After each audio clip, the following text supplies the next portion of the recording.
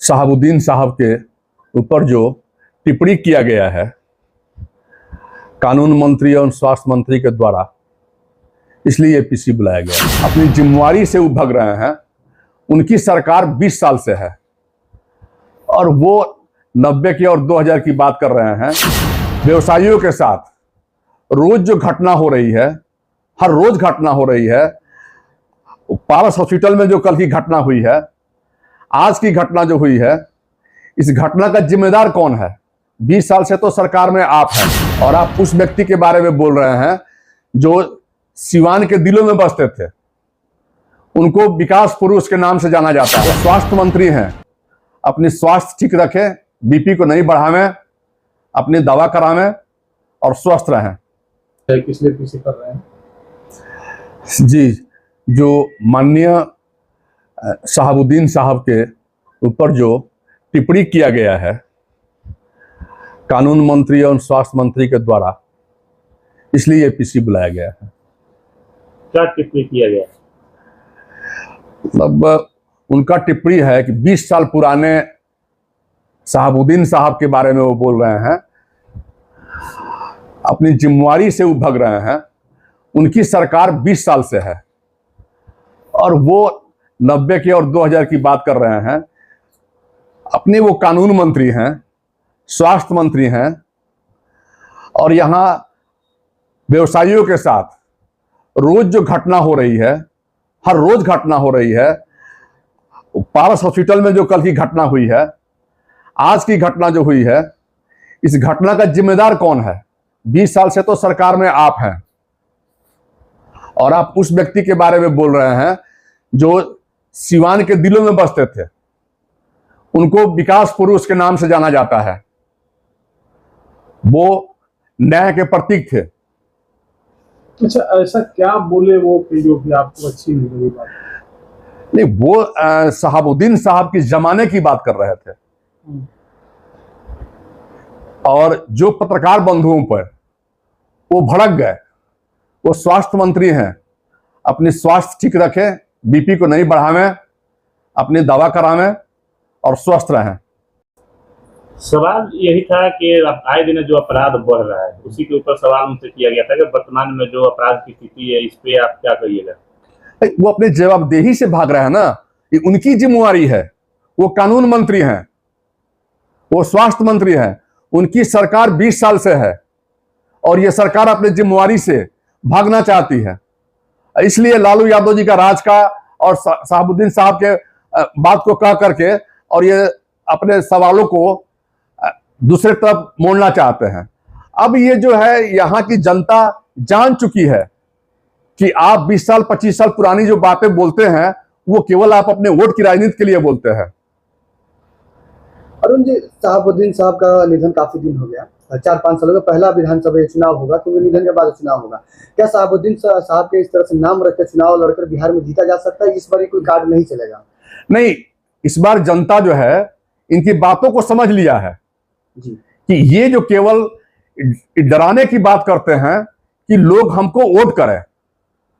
जो लोग शहाबुद्दीन साहब को जिया है यहां, जिन्होंने इस जाना है शहाबुद्दीन साहब को, वो एक विकास पुरुष के नाम से जाने गए हैं और जाने जाते रहेंगे।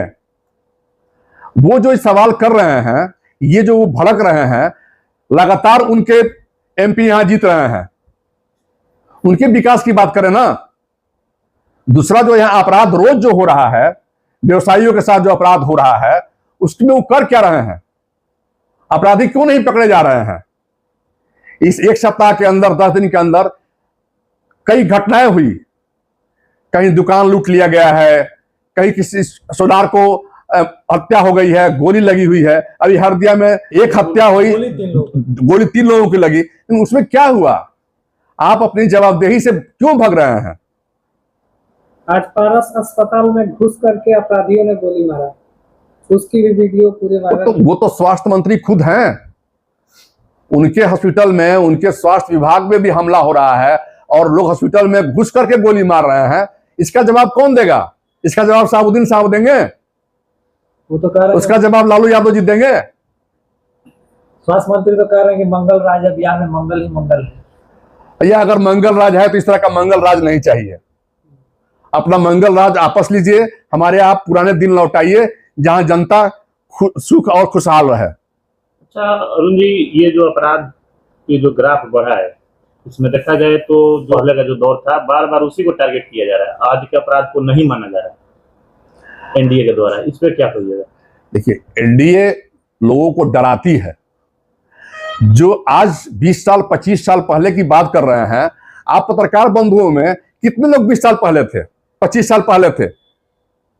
तो आज नौजवानों को डराने का काम किया जा रहा है, गलत मनगढ़ंत कथा कह करके, कहानियां कह करके डराया जा रहा है।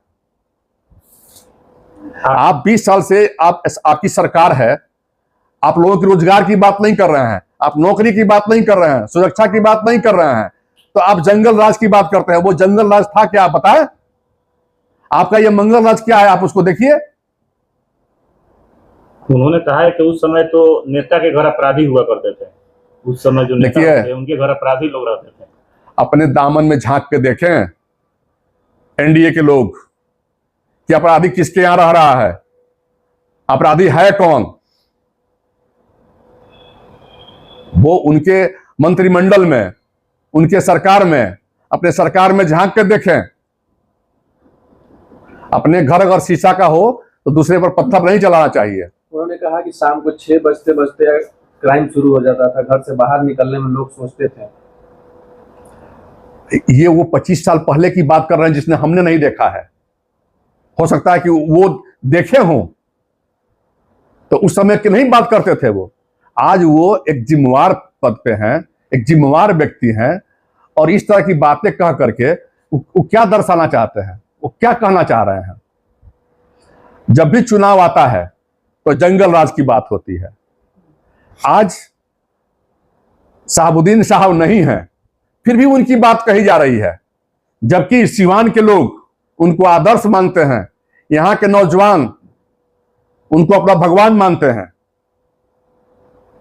आप इस तरह से उनकी बात को कह करके आप वोट की राजनीति नहीं कीजिए। यहां का व्यवसायी, यहां का नौजवान, यहां की जनता अब जाग चुकी है और आपकी बातों को समझ चुकी है। चलो जी, व्यवसायियों का हत्या बहुत ज्यादा हो रहा है और व्यवसाय ही एनडीए का मजबूती है।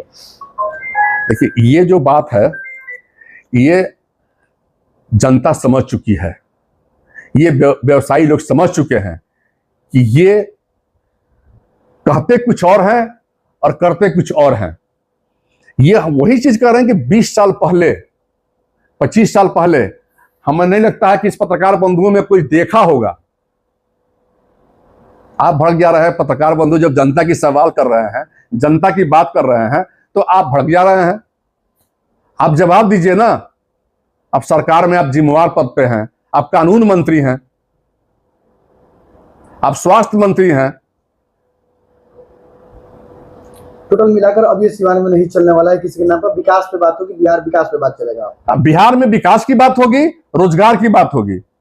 तेजस्वी जी ने जो 17 महीने में जो 5 लाख नौकरी देने का काम किया, उसकी बात होगी। अब आप लोग क्या करेंगे? 125 यूनिट फ्री कर दें नीतीश कुमार, अब क्या करेंगे? ये तो देखिए, आप तो नकल कर रहे हैं। क्या जरूरी है कि 125 यूनिट आप देंगे ही? क्या जरूरी क्या है उसका कि आप 1100 जो पेंशन आप जो 400 बढ़ा के 1100 किए हैं, ये आप रखेंगे ही? आप तो पलटू राम हैं, आप तो पलट जाएंगे। क्या वोट लेने की राजनीति है? वोट लेने की समय आया है तो आप कह रहे हैं, और ये पूरे बिहार की जनता देख रही है कि आप हर दिन पलट जाते हैं। तो कैसे जनता आप पर भरोसा करे कि आप इलेक्शन के बाद आप पलट नहीं जाएंगे? क्या लगता है कि जनता अब नकारेगी बीजेपी को, एनडीए को? नकार दी है, इसीलिए तो घबराहट में है। अच्छा, तेजस्वी यादव बोल रहे हैं कि हमारे पास विजन है, नीतीश कुमार के पास कोई विजन नहीं है, हम जो दिखा रहे हैं, जो कह रहे हैं, उसी को नीतीश कुमार उसी रास्ते पे चल रहे हैं। ये तो सब लोग देख रहा है कि आज तेजस्वी यादव के पास एक विजन है, काम करने की क्षमता है, और नीतीश कुमार उसी की नकल कर रहे हैं। लेकिन नकल से भी आदमी पास नहीं होता है। जो वोट बंदी की तैयारी चल रही है, चुनाव आयोग जिस तरीके से एसआईआर करा रहा है, उसमें देखा जा रहा है कि मतदाता अपना फॉर्म नहीं भरा है, लेकिन उसका फॉर्म पहले से सबमिट हो चुका है। कई मतदाता ऐसे मिल रहे हैं। ये जनता पूरी तरह से समझ चुकी है अब ये सरकार जाने वाली है, ये घबराहट में अपने नोटबंदी के बाद वोटबंदी करना चाहती है अरे वो देखिए, नोटबंदी की सवाल हो, वोटबंदी का सवाल हो, जीएसटी का सवाल हो, आपका तो तानाशाही है। आप जब मन करेगा तो नोट बंद कर देंगे, जब मन करेगा वोट बंद कर देंगे। किसी भी पूरे विश्व में जितना जीएसटी आप इंडिया में है वो कहीं नहीं है। आप कफन पर भी जीएसटी लेते हैं, आप शिक्षा पर भी जीएसटी लेते हैं, आप हेल्थ पर लेते हैं, दवाई पर लेते हैं,